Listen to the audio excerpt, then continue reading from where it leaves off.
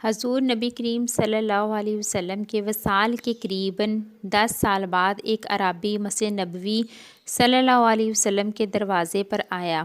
اس اعرابی نے اپنا چہرہ چھپا رکھا تھا۔ اس اعرابی نے حضور نبی کریم صلی اللہ علیہ وسلم کے وصال پر افسوس کرتے ہوئے دریافت کیا، حضور نبی کریم صلی اللہ علیہ وسلم کے واسی کون ہیں؟ حضرت سیدنا ابو بکر صدیق رضی اللہ تعالیٰ عنہ نے حضرت سیدنا علی مرتضیٰ رضی اللہ تعالیٰ عنہ کی جانب اشارہ کر دیا۔ اس اعرابی نے آپ رضی اللہ تعالیٰ عنہ کی جانب توجہ کرتے ہوئے سلام کیا۔ آپ رضی اللہ تعالیٰ نے اس کے سلام کا جواب دیتے ہوئے اس اعرابی کو اس کے نام سے پکارا۔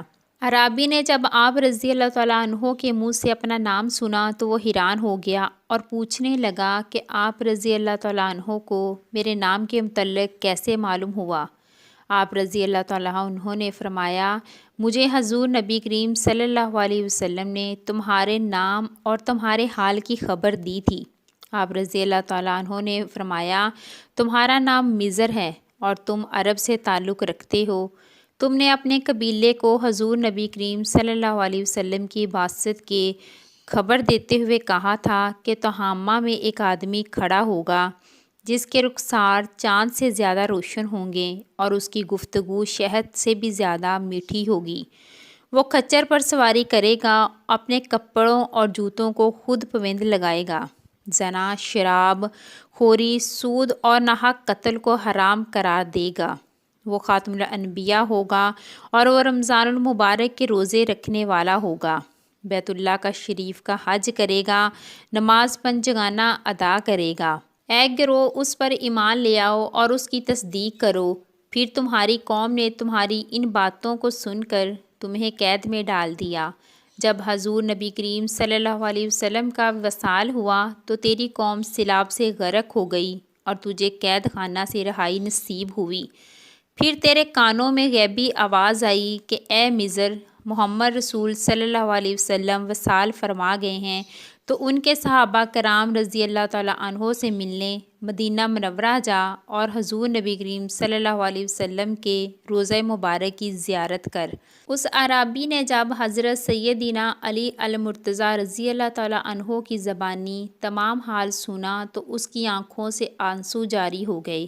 اس نے آگے بڑھ کر آپ رضی اللہ تعالیٰ عنہ کے ہاتھ کا بوسہ لیا اور عرض کیا کہ میں آپ رضی اللہ تعالیٰ عنہ سے کچھ سوالات کرنا چاہتا ہوں۔ آپ نے فرمایا، تم سوال پوچھو، میں انشاءاللہ تمہیں شافی جواب دوں گا۔ اس اعرابی نے پہلا سوال پوچھا کہ وہ کون سا نر ہے جس کا باپ اور ماں نہیں ہے؟ حضرت سیدنا علی مرتضیٰ رضی اللہ تعالیٰ عنہ نے فرمایا، وہ حضرت آدم علیہ السلام ہے۔ اس اعرابی نے پھر پوچھا، وہ کون سی مادہ ہے جو بغیر ماں باپ کے پیدا ہوئی؟ آپ نے فرمایا، وہ حضرت حوا ہیں۔ اس اعرابی نے پوچھا کہ وہ کون سا نر ہے جو بغیر نر کے پیدا ہوا؟ آپ نے فرمایا، وہ حضرت عیسیٰ علیہ السلام ہیں۔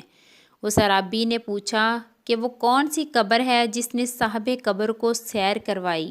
آپ رضی اللہ تعالیٰ عنہ نے فرمایا، وہ مچھلی جس کے پیٹ میں حضرت یونس علیہ السلام رہے اور وہ انہیں 3 دن لیے پھرتی رہی۔ اس اعرابی نے پوچھا، وہ کون سا جسم ہے جس نے ایک بار کھانا کھایا مگر دوبارہ نہیں کھایا؟ آپ نے فرمایا، حضرت موسیٰ علیہ السلام کا عصا ہے جس نے سانپ بن کر فرعون کے جادوگروں کے جادو کو ہضم کیا۔ اس اعرابی نے پوچھا کہ وہ زمین کا کون سا حصہ ہے جہاں ایک مرتبہ سورج کی کرنیں پڑیں؟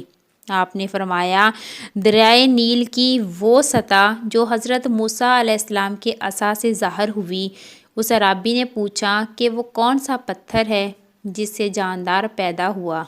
آپ نے فرمایا، حضرت صالح علیہ السلام کی اونٹنی۔ اس اعرابی نے پوچھا، وہ کون سی عورت ہے جس نے 3 سات میں بچہ پیدا کیا؟ آپ نے فرمایا، حضرت مریم علیہ السلام۔ اس اعرابی نے پوچھا کہ وہ کون سی 2 دوست ہیں جو دشمن نہیں ہوتے؟ آپ نے فرمایا، جسم اور جان۔ اس اعرابی نے پوچھا کہ وہ کون سے 2 دشمن ہیں جو کبھی دوست نہیں ہوتے؟ آپ نے فرمایا، زندگی اور موت۔ اس اعرابی نے پوچھا کہ شے کیا ہے اور لا شے کیا ہے؟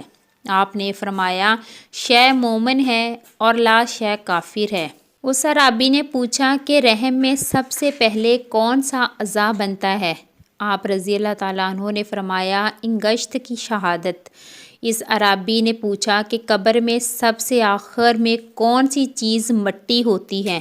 آپ نے فرمایا بندہ کے سر کی ہڈی۔ حضرت سیدنا علی المرتضیٰ رضی اللہ تعالیٰ عنہ نے جب اس اعرابی کے سوالات کے شافی جوابات اسے دیے تو اس نے بے اختیار آپ رضی اللہ تعالیٰ عنہ کا ماتھا چوم لیا۔